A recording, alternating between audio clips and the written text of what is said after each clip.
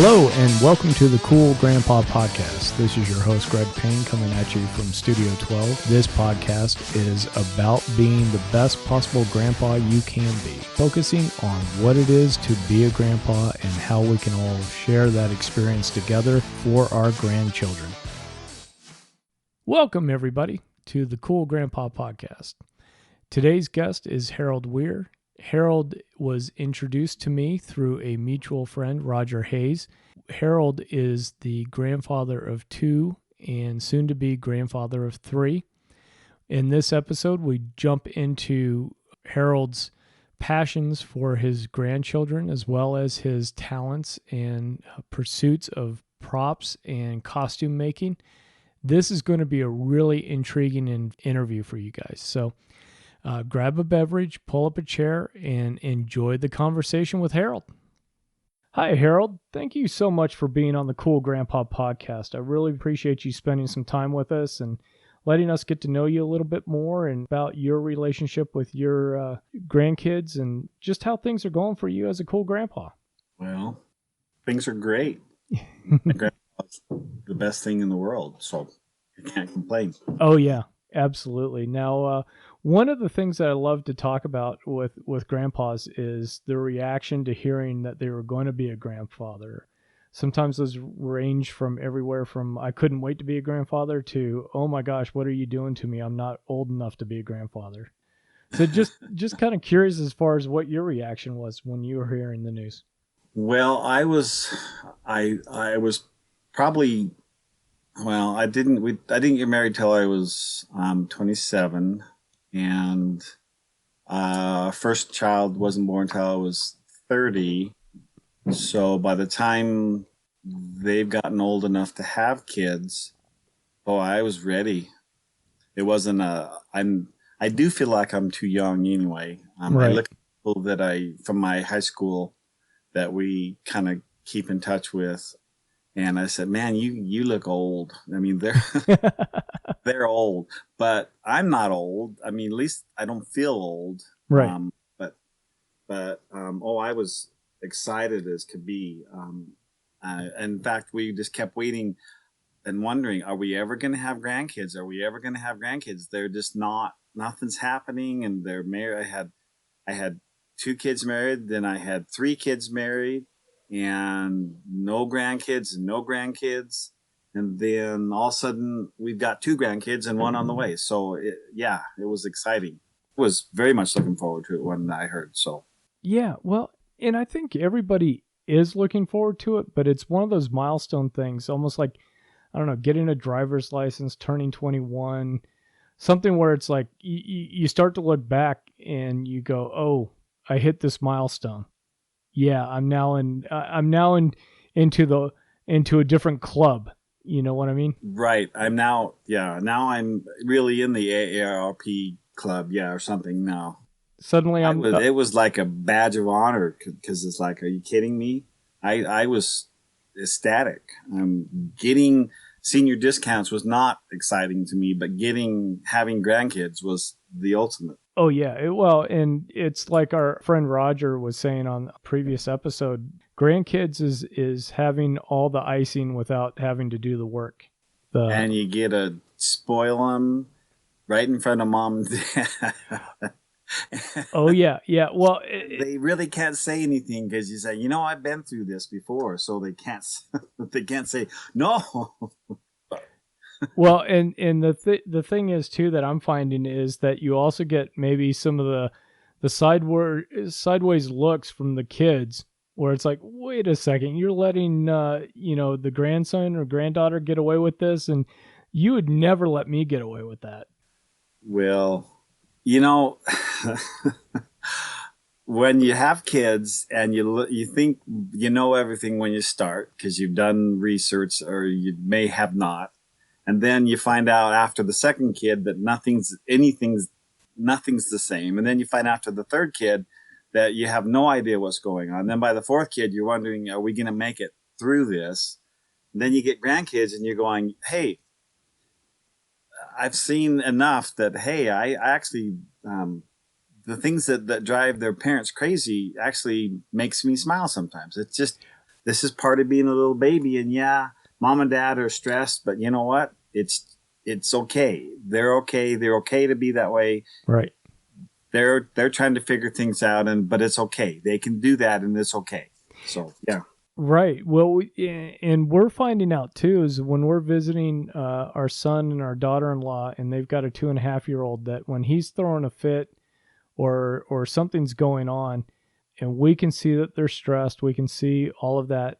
We'll jump in and help out from time to time, but then there's some of it where we just pull them aside and say, hey, this is just part of the experience that you have to go through when you're a parent. So, and you don't want to go against their wishes, but and we've tried to not do things that are against their wishes. I mean, just we're our kids, the one daughter-in-law of my oldest son, she's read all the books and she's got all the answers, and I just have to smile because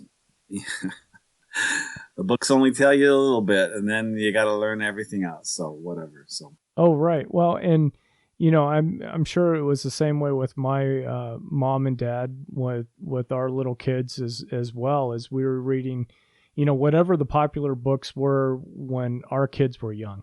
We were reading those, and they're probably doing the same thing, shaking their heads and going, "Oh no, Dr. Spock back in the 50s and 60s said to do it this way."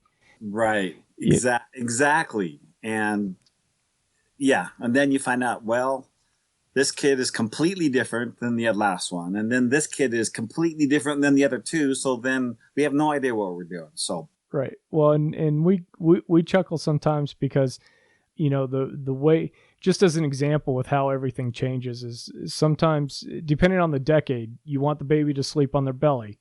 No, you want them to sleep on their back. No, you want to sleep on the side. No, you want to have any blankets on the boot. Can't have padding, and yeah. And the great thing is, in 10 years, it'll all change again. So yeah. Well, we kept our baby's crib. We thought we were going to give it to one of our grandkids, our kids to use for their kids, but they all bought their own. But luckily, that gave us a crib. Well, we just tossed all the padding, since the current thinking is no padding, just blankets, right? So I tossed all the padding, and hey, they're good to go. So can't complain. Sure. Well, let's take a moment and introduce the grandchildren and let us know the ages, and we know we have one that's coming on the way, but let's introduce who you're the proud grandpa of. Well, my oldest, Andy and Ariel, they have a boy, AJ. Now he's named after his dad and my dad. So that's his initials that he goes, but they go by AJ. They don't even use his real name. He's 22 months now, living with us while mom's about ready to deliver. She's in her last month and ready to deliver. She's ready. She was more than ready. She keeps telling us that she's going to go for a walk, which she does, and she's ready to deliver this baby, but it's not coming, and she's ready. But and that's another boy. Okay. Be here hopefully within the next 2 weeks. He's actually due on Christmas Eve. Oh boy. Don't want to deliver a baby on Christmas Eve, so they're trying to speed it up a little bit by going for walks and not exercising, but just keeping active, so that maybe it'll speed it up for her. Sure. So they're excited, and we're excited to have them here so that we can be there for them when baby comes.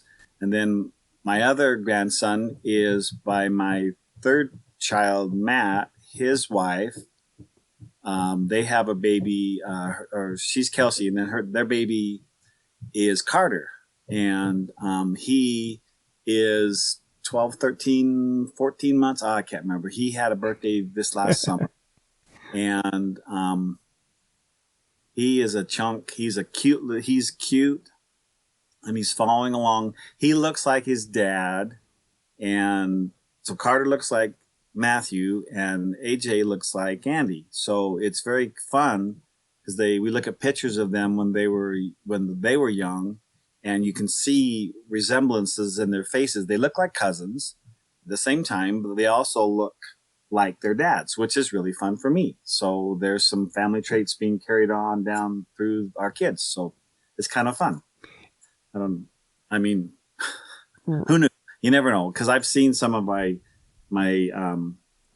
sister-in-law, all of her kids look just like their dad, but nothing like her family. So you just never know. So you never know. And then it seems too that sometimes those kids go through phases where early on they look more like one parent than the other, and then as they start to get into toddlers and then a little bit further along, their looks and mannerisms and things start to even shift a little bit as they have. And actually that happened to AJ looked more like his mom early on, and now that he's running around and he's thinned down, toddlers, when they're, like Carter, they're sedentary and they sit there and they eat all that food and they pack it on. And then AJ, when he started running around, he lightened up and his face thinned out and he looks more like his dad. So yeah, a lot like his dad. So it's kind of fun. Yeah, oh yeah, and it's just great also too watching them go through those different phases. That whole that newborn, and how small and tiny they are, and then the next thing you know, they're almost one, and they're super pudgy and crawling around a little bit. And Carter. So Carter, the younger grandson, he is just a chunk, and so Mom and Dad decided that they wanted to do Harry Potter themed Halloween costumes in October. So I made them Harry Potter robes that were based on herbology. I don't know if you're familiar with Harry Potter, but they wore these brown robes in herbology and had earmuffs on, and so I sewed them robes for that. And then I made a pot for Carter. And then we gave him a hat, and he was a mandrake, fat mandrake coming out of a pot. So it was cute. But he was perfect, the perfect little mandrake. So. Right. Well, and that's a fun thing too, because they're starting. Well, at least AJ is starting to get old enough where he can take advantage of some of your talents with costumes and props. I know you've done a lot of work with Comic-Con and have a lot of creativity when it comes to that stuff. I try. But Dad, Halloween was fun because Andy and Ariel, I dressed them up as Olaf, Kristoff, and Anna from Frozen. Okay. So I made my son Andy a Kristoff costume so that it looked like he was wearing reindeer, leathers. And then AJ, he was Olaf, and so made him a costume that make him look like the snowman. And then Ariel, I sewed her a pregnant version of a costume with the dress and the different, so that it would fit her. So when we went out, we actually went trick-or-treating in our neighborhood, in a way that we were safe. But so we went out and they were all in costume and knocking on the different neighbors, and the neighbors had either, bags or, something out to go pick up or whatever. But it was fun. And AJ didn't know what we were doing and did not want to be Olaf, not at all. But then when he found out that when he wears Olaf and goes knocking on the neighbors' doors, that they give him something, he was so excited to go. But yet he didn't know what he was getting. Mom and Dad wouldn't tell him what he was getting. So he was excited to get something. They were giving him things, and so he was excited. So he started like running to the next house, and I want to go get whatever it is they're giving me. And Mom and Dad never gave him the candy, but right. He was excited because then all of a sudden being Olaf was fun, and he got to go to the houses, and everybody and the cars were driving by and honking, and he would wave, and he just thought it was so much fun. It was fun. So that was fun. I got to make all the kids' costumes, so that was fun. And then we wore costumes, one of our usual, just a Harry Potter, Professor Snape and Professor McGonagall, both of which I made, and we walked around the neighborhood. It was fun. No, now did both sets of grandkids go together, or did they go kind of separately, or? We walked together. We have Andy and Ariel, my oldest, and their kid have been with us a lot. So we're not going outside of our house. So they're in our house. So they're part of our household group. And then Matthew and Kelsey come in. They do the mask thing. So they're in and out. So they're kind of in a mask mode. And then we're Andy and Ariel, because they're in and out with us here. They're part of our household. So Sure. And it was fun, though. It was fun because we got to go out. And of course, when we went out, everyone had masks anyway, because we're going in the neighborhood. So, but everyone knew the costumes. It was great. It was, and AJ, we went out to our end of our road here, where there's kind of a main road. A car just happened to see them dressed and honked, and AJ waved. And then all of a sudden, it was like, this is like, wow. So he just wanted to stand there and wave at cars. Oh, okay. As they drove by. It was the absolute cutest thing you could possibly imagine. But yeah. And then even the candy wasn't as important, or going to the houses, because he had people waving at him, and he just thought that was so cool. Oh yeah, no, that had to have been a real treat and exciting. Well, we've been pinned in and so much, and I don't know that he really understands. I mean, he's 2. How much does he understand of what's going on? And he hardly wears a mask. You can hardly keep a hat on him. You can hardly keep a mask on him. Sure. And so he doesn't really understand fully what's going on. So, but he knows that he's been stuck here in the house. And for him to get out and see people and waving, it was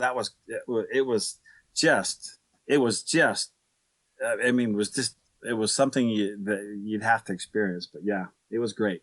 Oh, that's fantastic. I'm glad you had that opportunity. Now, has he started to figure out that, you're quite a wizard with creating costumes, and have you had any requests for Mickey Clubhouse characters or any of the other shows that he watches? Well, so I've already made AJ the Olaf one last year. What did we do last year? I did costume last year, but he didn't. He was 1, and when they're 1, they wear whatever you put on them, and didn't understand it. And he just dreads having a hat on. So I've made him some costumes, and he won't wear the hats, and he just doesn't like it.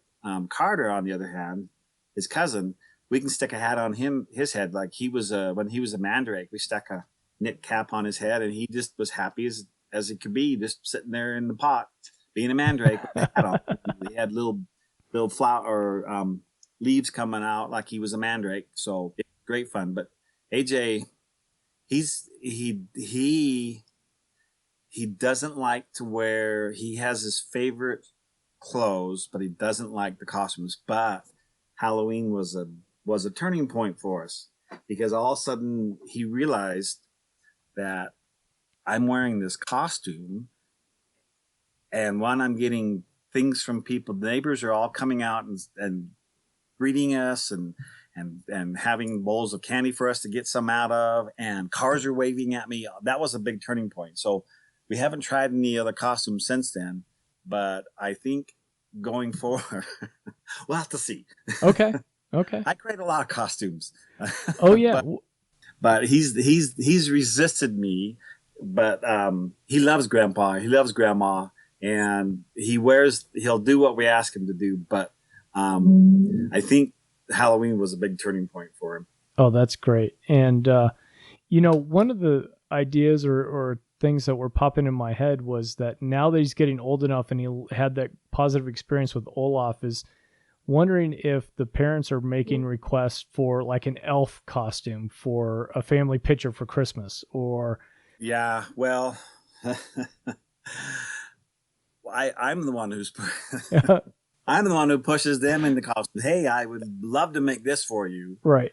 Oh yeah, last year for FanX, for the comic convention, I made them costumes from Star Wars. So he was an Ewok, and then I made not Luke, Hans and Leia costumes from the Endor moon. Okay. Both of them, and so they walked around, and he didn't really know what he was doing. I mean, AJ at the time just kind of rode around in his little thing as an Ewok, didn't know, and he actually wore the hat back then. Yeah, that was a request from my daughter-in-law, which she doesn't do that, and my other daughter-in-law is like, no way, no costumes, no way.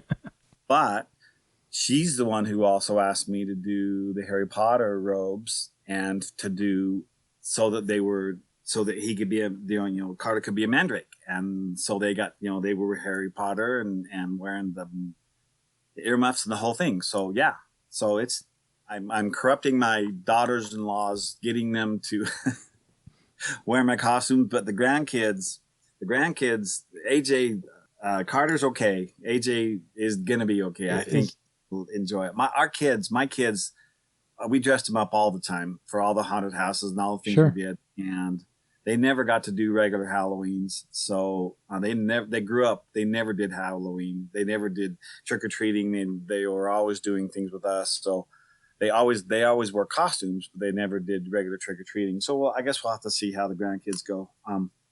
Since we're not doing a haunted house anymore, we'll have to see how that goes. Right. Well, and now, are you starting to think or get visions of, hey, now I've got these kids, boy, in a few years, they're going to be just ripe to help me out with whether you're doing the haunted zoo again or maybe doing a friend's haunted house or something? I wouldn't admit that.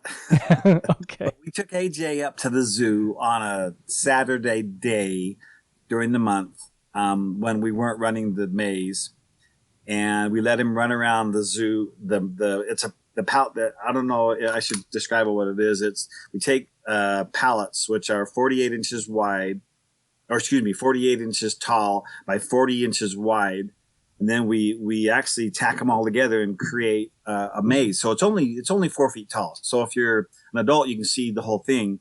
But we put 207 pallets together to create a maze in this grassy area in the middle of the zoo.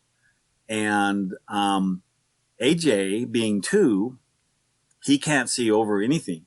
But we took him up there on a Saturday and we let him run around. Oh, wow. And he just had a ball. He'd run around, he'd come around the corner, he'd see grandma and go, boo. And then he'd run away, and then he'd run around and run another way, and then he'd come around and he'd see grandma and he'd go, boo. I mean, he was just having a ball. So I think we already saw, oh yeah, AJ loves this. Even if we thought we were done doing the zoo because it's a lot of work, we're thinking, no, AJ loved it. We're going to still do it. So right. Well, and it's a new spark, right? It's because the other thing too is you get to see it. I mean, you see it through your kids' eyes, but you're also working so hard. And when you were doing a haunted house, there was so much else going on where maybe it sounds like with AJ, it's going to be more of a, yeah, we're working, but you can take a step back a little bit and really have a lot of fun with watching AJ experience all this stuff for the first time. And that's what we missed with the haunted house, because we were running. Roger ran a huge operation back where he used to live, and ours here was a huge operation. We had 250 people that were involved in either setup or acting or maintenance or running the thing or whatever. So it was a big operation. It was bigger than probably 3/4 of all the professional haunts that are here in the state.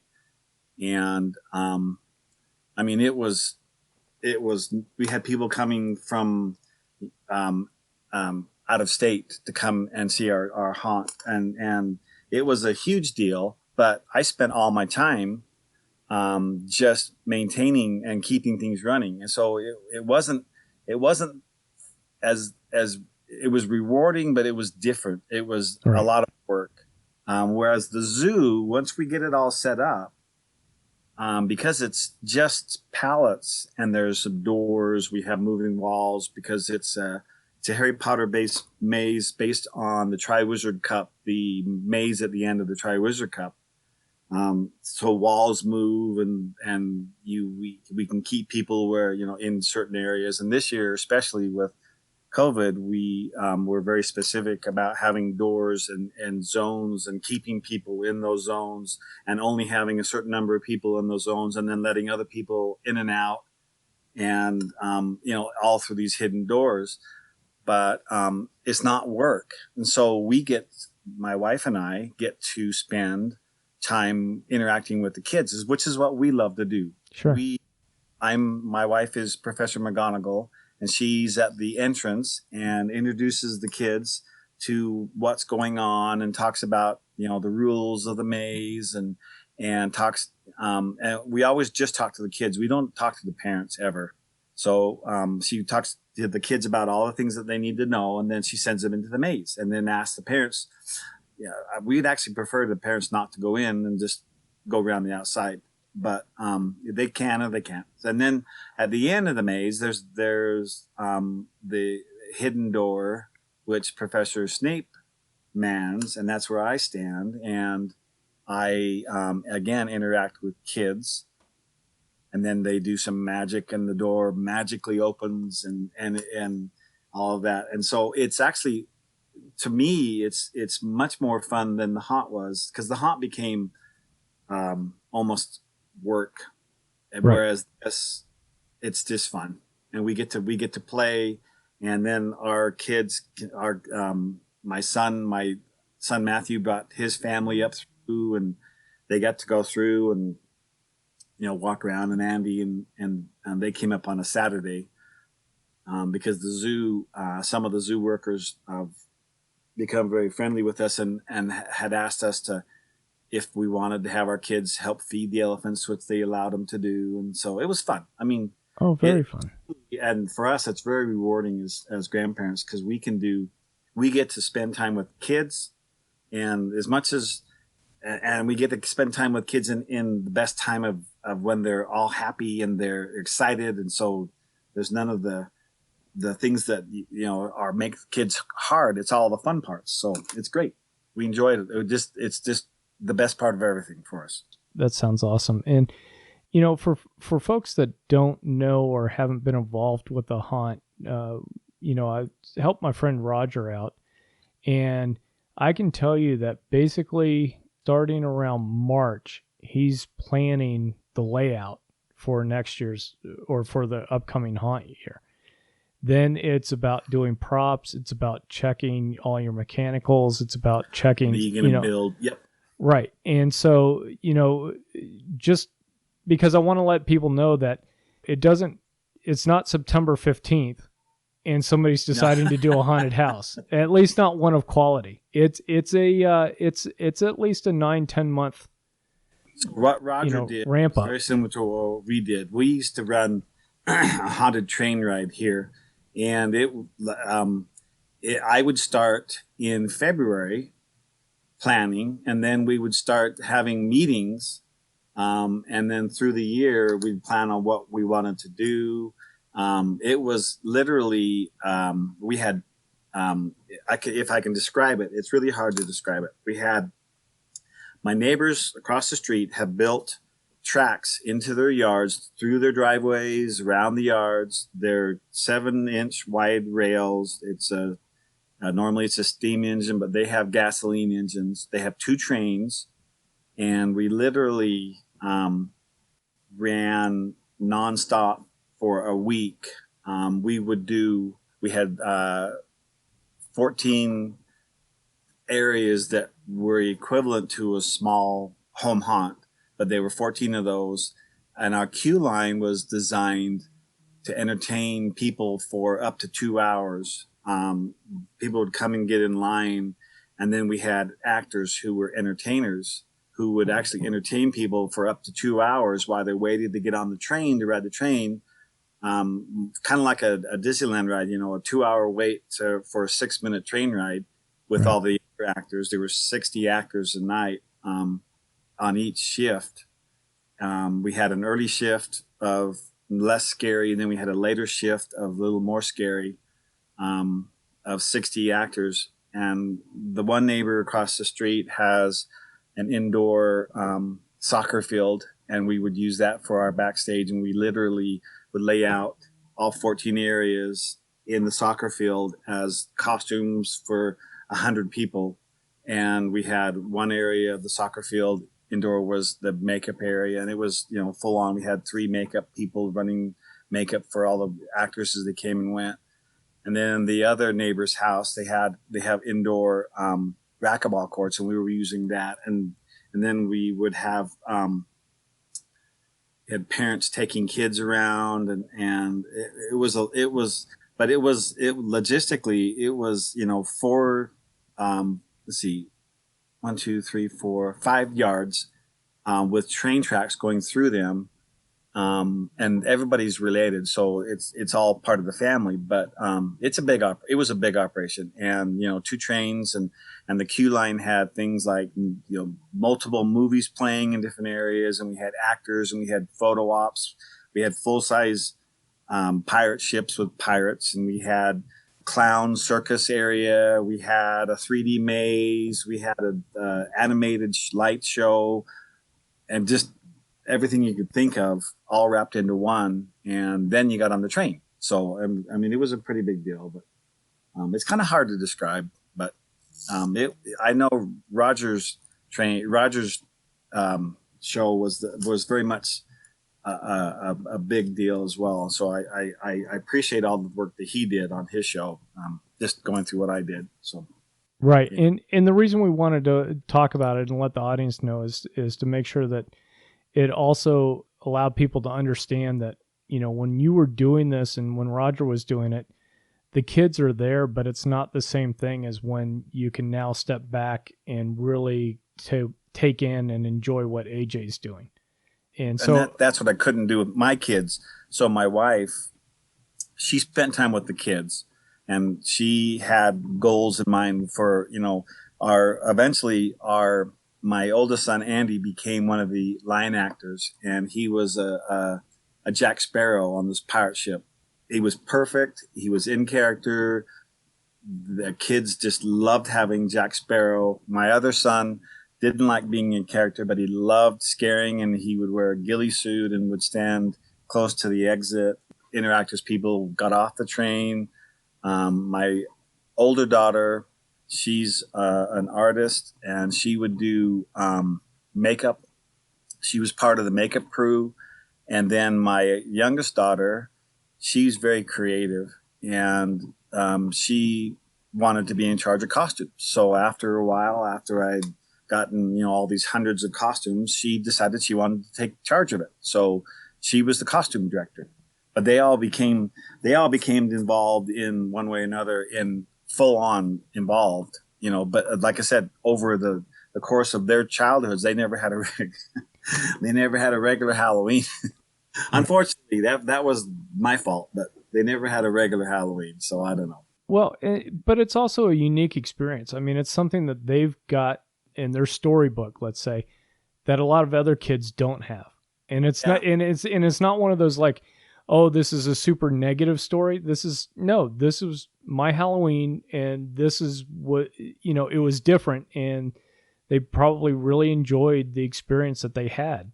But it was different from, you know, throwing on a stormtrooper outfit and then doing your Halloween and coming back with 5 pounds of Snickers. Right. And that, you know, they did go through stages. When they were little, they really enjoyed helping dad go over and do the train. And then as they got older, kind of in that probably junior high-ish age, they kind of didn't want to do it again for a while. And then they got a little bit older, and were mom was giving them responsibilities, and showing leadership. They were actually showing leadership to other kids, and so then they full on got involved again. So it was an interesting experience to see the kids go through all that. And I'm sure, you know, any parent that does that. I know that in a community where we do so much with these shows, these FanX type shows. There's a lot of people that just do one spouse or the other. They don't, or even they're divorced or whatever. We're very unique in that when we do these shows, when we did our Halloween show, it was an all in. We're all together. When we do these FanX type shows, we're all in, and everyone, we do it together. We ended up doing having everybody involved became the Galaxy Quest crew at FanX. We were Galaxy Quest, and if you talk, they talked about having different genres at FanX, and Galaxy Quest was mentioned often, that it was one of the genres that people supported, and yet when it came right down to it, it was me and my family Right. and other people that we pulled in were really, that was who was doing it. So, and my kids were all in that on that, and eventually, though, as they've gotten married, their spouses were less enthusiastic. They've kind of taken a hiatus for a couple of years, so we'll see. Well, and I was going to ask you about that because that got into. I know that you were in a documentary, Never Surrender, a Galaxy Quest doc, and I was going to ask you about if that was a case of the whole family being involved in that, or just you and your wife.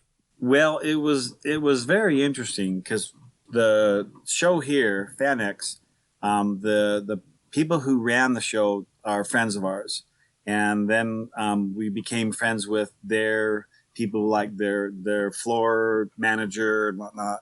And they'd always try to film us, and we had, like, I had made everybody costumes, so everybody could be either a Thermian or a crew member or a Thermian. So everybody in the whole family was all dressed up, and we all kind of bebopped around, and we're all together. But it almost, my youngest daughter, she was almost embarrassed by his dad and me. When I'm in spandex walking around acting like a Thermian, I am a Thermian. I'm not myself. And so I almost was embarrassing sometimes because I'm kind of goofy.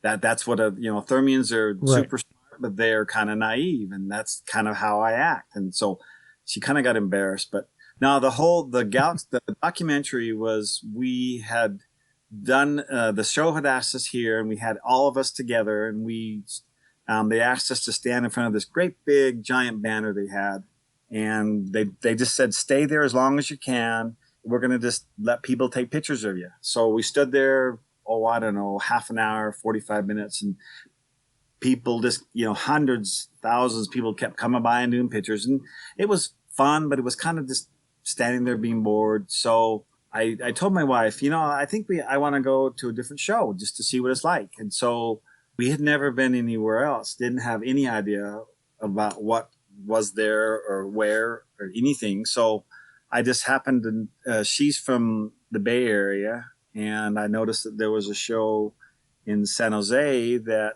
had a bunch of Star Trek people coming. And we do a lot of interaction as Thermians with Star Trek. We kind of accost them and act like they're the crew, and we have a whole thing that we go through with them.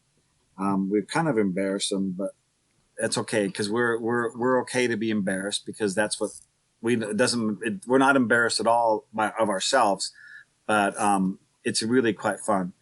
And so we went to San Jose just out of a whim, because that's where my wife's from. And so we went and we saw some family while we were there, and we were bebopping around San Jose as Thermians.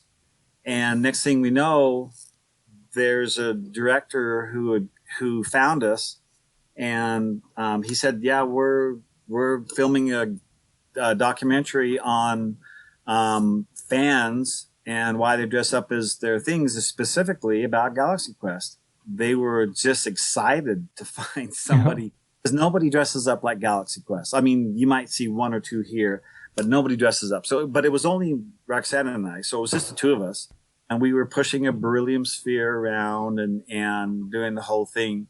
And they just filmed us for a couple hours, They interviewed us, and then they asked us if they could film us the next morning. Then we went back the next morning dressed, and they filmed us for a couple hours bebopping around. They filmed us getting dressed into our costumes. They filmed people's reactions to when we were talking to them, which was what they were trying to get. And there were some people that had just perfect reactions, and that's exactly what they were looking for. So it ended up being really good. And then they invited us to LA. We went to LA. They surprised us. We got to meet two of the actors from the movie, Enrico Calatoni and Missy Pyle. Oh, okay. And got to meet the writer, the director, the producer. It was just like a fan's dream come true. We got to meet all these people. They were getting our reaction to them and their reaction to us, because they didn't tell them that there were going to be a whole. We actually had my son Andy and Roxanne and I and Frank, our commander, who does Commander Taggart, and three of our friends. There were seven of us all dressed up. They sat us down on the front row while they did a panel in LA with these people from the show, from the movie, and then they filmed their reaction to Thermians being on the front row, interacting as Thermians with them. It was a lot of fun. And then they took all that footage and they took all their interviews with them and turned it into a documentary. It was just kind of like, wow, did that just happen? Yeah. Well, and that's going to be a unique thing once the grandkids get older and can appreciate it, maybe sometime in their teens or something like that. Just seeing, grandpa as and grandma as part of this thing, yeah. and something captured. You can go to Amazon and watch our movie. It's like, it's like you would never think that would ever happen in a million years, but yeah. I bet AJ's not quite old enough. He's watched parts of it, but it loses him right away. So. Oh yeah, he's not going to get it till he's older, but that's okay. But it's a great little artifact for him with family history and being able to say, hey, this was Grandpa back then, and I don't look like Grandpa. No. Yeah, I don't have my beard. I went all white this year. I've gone all white this year. It's like COVID and being home. I went all white and my hair's all gray. It's like, I guess I'm looking the part. I'm looking the grandpa part. So, now, I wanted to ask you a little bit. I know we're getting close to wrapping things up here, but I know that right now you've got, I think it's Andy and Ariel are living with you while the next baby is on the way. She is weeks, not weeks, but she's due on the 24th of December. They were living up in 40 miles away. They had just moved up there and they really didn't know anybody. And they were afraid that with AJ and the hospital and the whole thing, that they didn't know what they would do with him. So we were glad to welcome them back. So they came back. They're just, he's working remotely, just like we're working remotely. So everybody's got their computers. We're all set up. Everybody's got high-speed internet, and we're all working. And when Ariel has a baby, she's really hoping to have it earlier. She doesn't want to do December 24th. When she has the baby, Dad and Grandma will run off to the hospital, and Grandpa will be here with AJ. So it'll be an exciting time. So we're looking forward to that. Hopefully, knock on wood, it'll happen in the next couple of weeks. But it's been fun. Having AJ, it was a little.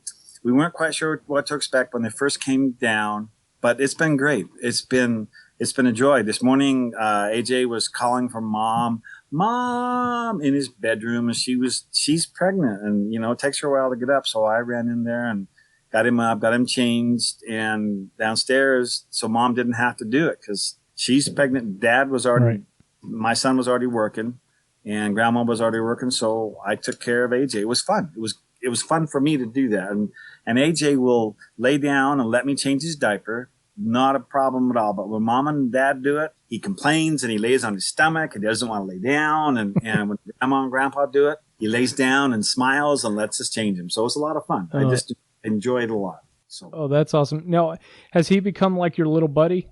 Kind of following you around and running errands with you and all that? I go upstairs because I'm in the basement. and I go upstairs, and I sneak open the door and look around, and he looks at me and he just laughs. Oh, it's Grandpa. I call myself Grandpa. I'm grumpy, so Okay. I'm Grandpa, and so he just laughs. Grandpa's here. He just loves to have Grandpa come upstairs. So it's a lot of fun. It makes my days a lot better right now. You know, being stuck here at home.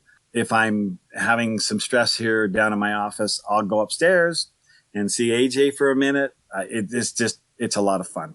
It just makes my days a lot better. So Oh, that's awesome. Well, and it can't do anything more than just keep building that relationship, because at some point AJ's going to go back to his house, and right, there'll be some separation. You're not going to see him as much, but that early on, that foundation of having those months together, I think is just going to be a great foundation for a close relationship with him. I completely agree. I think I kind of wish when we were young, we would have had that same opportunity, because we didn't. But I cherish it. It's just wonderful, and we're trying to let them be the parents and control the things that they do, but we get to be grandparents and we get to spoil.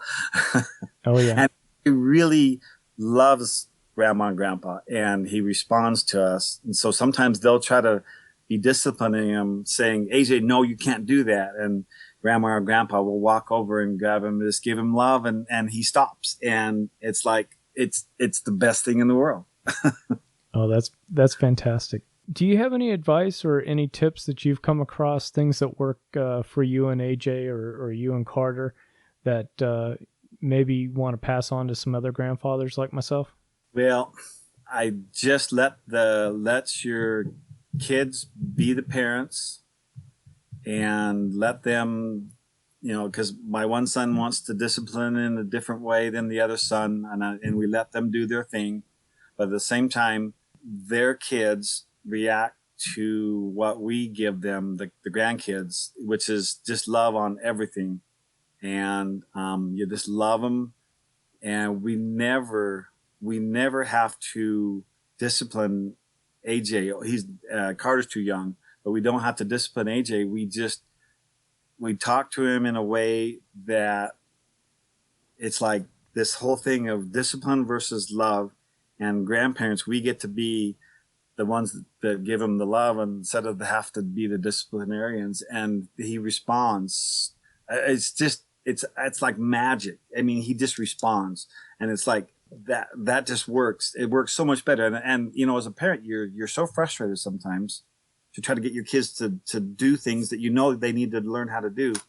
But it's so amazing how you can teach them by just loving them, and then getting them to respond in a positive way. It's absolutely amazing. I wish I would have learned this when I was a parent, not a grandparent. So, well, there's always those lessons that you learn because you have the experience. And I think that one is definitely one of those that in the moment when you're in your 20s and 30s and raising kids, you don't get it, and you're tired, and I need you to do this now, and yeah. And then you pick it up when you're grandparents, and you're like, hey, you know what, the kid, they're going to throw a fit, or they're going to do whatever they're going to do, and in about 2 minutes this is all going to be over. And so you hang in there, wait the couple of minutes, the fit's over, okay, now we can step in and do whatever we need to do. And I think AJ, we were a little worried that he was going to go into the terrible twos, because he was starting to do a little bit of that tantrum stuff before, but he's not doing it now. So it's been very rewarding as a grandparent, just to see him react to us, and that type of a situation where he's feeling loved, and not having to have parents they don't have to feel so strict on discipline, because he responds in a positive way. So it's been good. I think it's been wonderful for everybody. So that's great. And Harold, we'll go ahead and wrap it up here. And I really appreciate you taking time out of your schedule to talk with me and talk with the other grandfathers. This has been entertaining and enlightening, and I've just really appreciated the conversation that we've had. Well, you're most welcome. Thanks. I appreciate it. Thank you for listening to the Cool Grandpa Podcast. If you've enjoyed this episode, please do me a favor and share it with a friend. That's the best way you can help us to expand our community, as well as get the news out about how valuable grandpas are in the lives of those kids. If you'd like to leave me a comment or shoot me a potential topic for this podcast, please go to www.cool-grandpa.us. Look for the comments tab, fill it out, hit submit. It's as easy as that. Until next time, remember to stay cool.